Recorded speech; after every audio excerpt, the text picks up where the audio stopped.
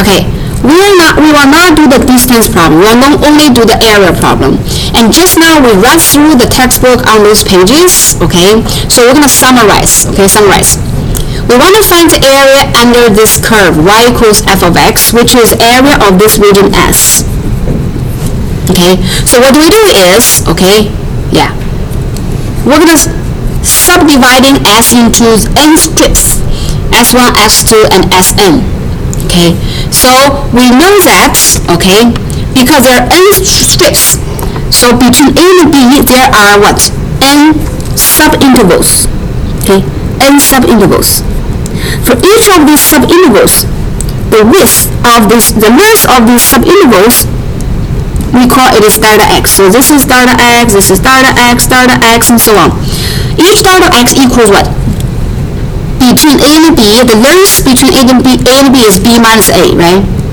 Because there are n of them, so each one will be B minus A over n. Okay?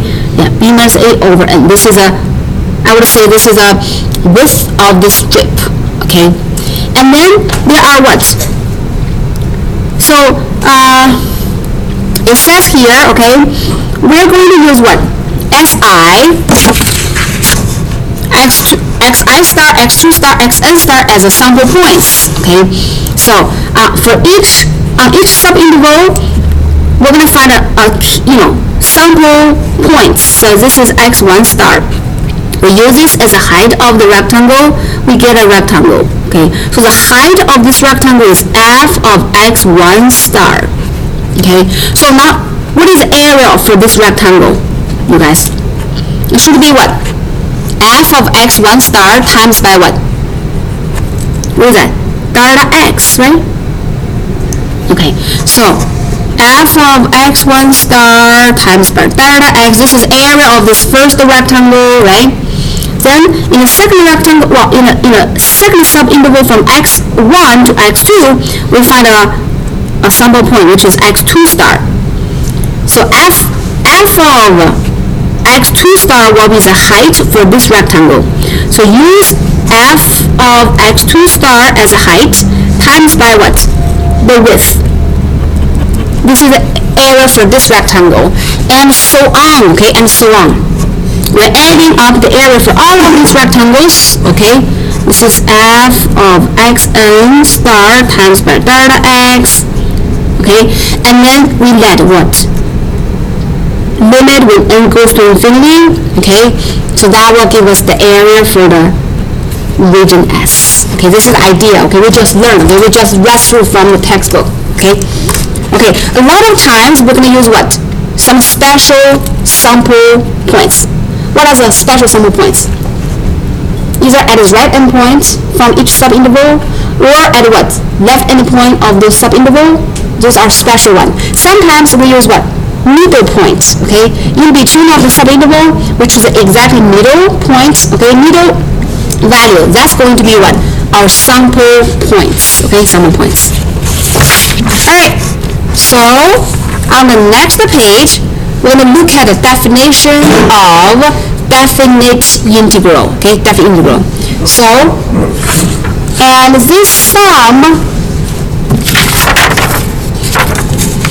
okay, this sum without the limit, we call this is a Riemann sum. Okay, we call this is a Riemann sum. Okay, without the limits, this is a Riemann sum. We can call it Sn. Okay, yeah, Riemann sum.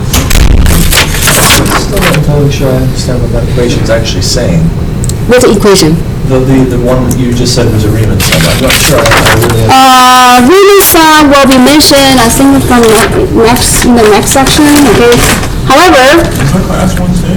what? Our class Wednesday? Yes, we do have class on Wednesday. Yes, we do. Yeah, Riemann sum. Let me find you that from the book. Okay. I'm sorry, I'm not. Even when I was reading from the book, I wasn't fully grasping what I was saying. I think I got a kind of a rough idea of it. All right, so Riemann sum, it is somewhere from the book.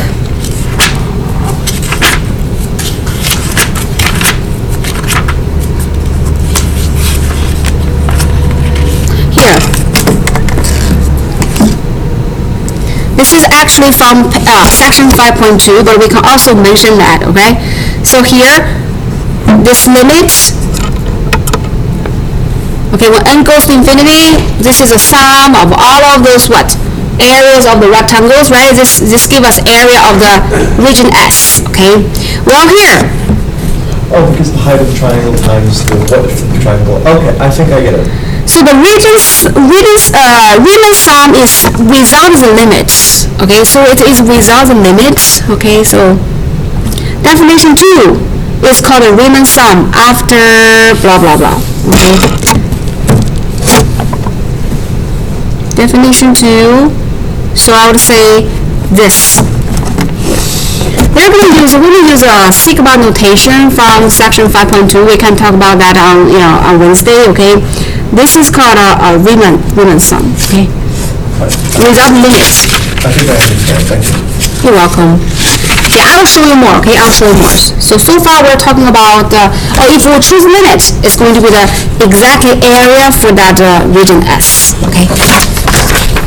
Alright, so definition of a definite integral, okay?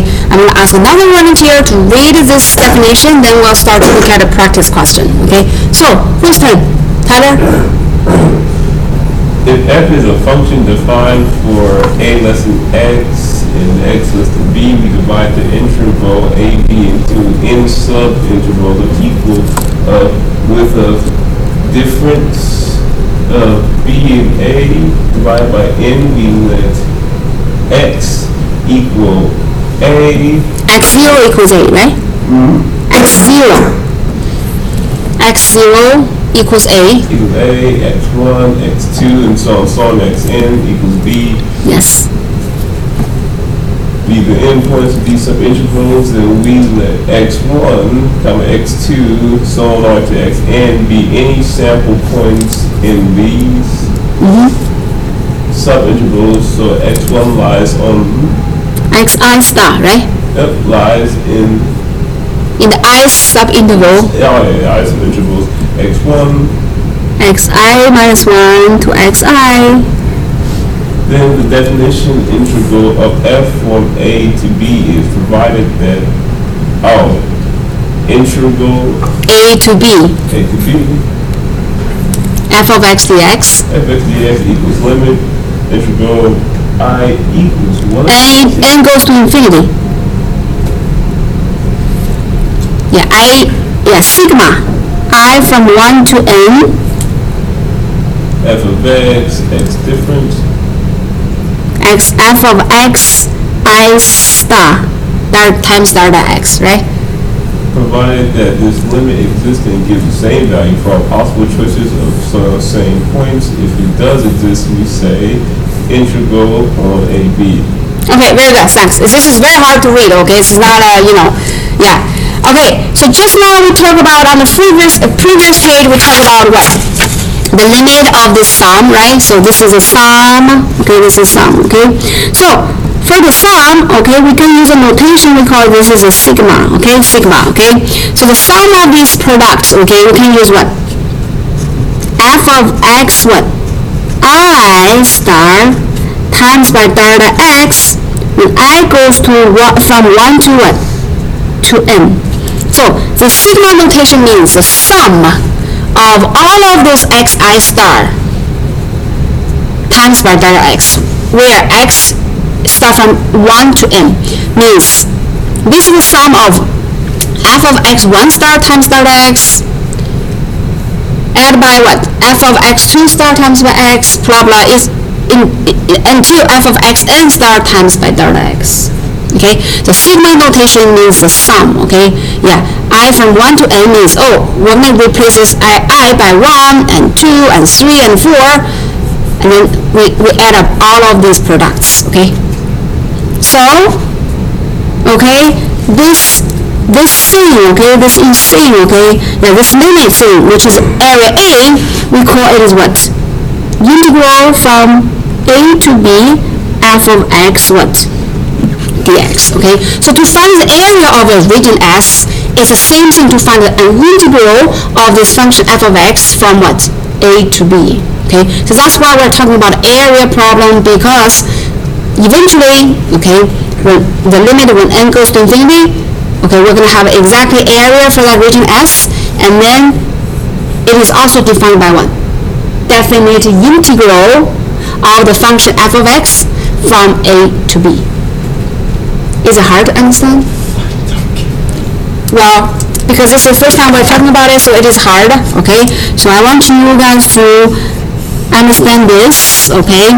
And this is exactly what we have from here, okay?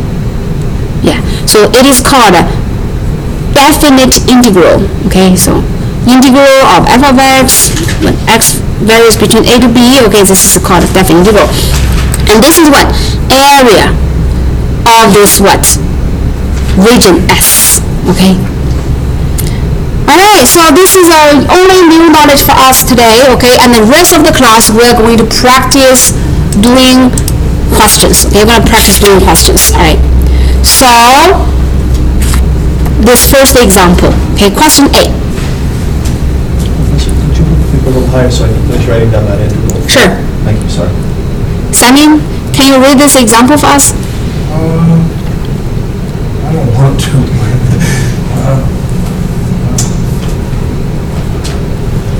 Estimate the area. Can someone else do it? Mark, please. Estimate the area under the graph of f of x equals 1 over x from x equals 1 to x equals 2 using 4 approximating rectangles and right endpoints. Sketch the graph in rectangles. Is your estimation an underestimate or an overestimate? B. Repeat part A using the left hand. Very good, thank you so much. So we're going to do two estimations. Question A, estimate the area under this curve by 4 rectangles and the right endpoint, okay? So let's sketch the graph, okay? It doesn't hurt we sketch the graph, it will help us to do the calculation, okay? So, under the graph, f of x equals 1 over x. Do you know how to sketch the graph y equals 1 over x? Reciprocal function, right? So in general, your reciprocal function looks like this. There are two branches, right? There are two branches for reciprocal function. However, we only need to talk about what? Well, x varies between what? 1 to 2, right? So 0, 1, and 2.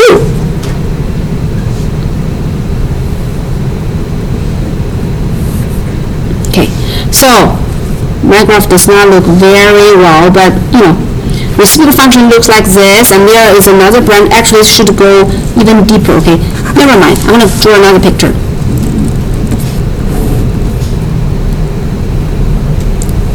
It should look like this. Okay, so we're talking about from 1 to 2. Okay, area under the graph y equals 1 over x. And from x equals 1 to x equals 2, what is our area? What is our region?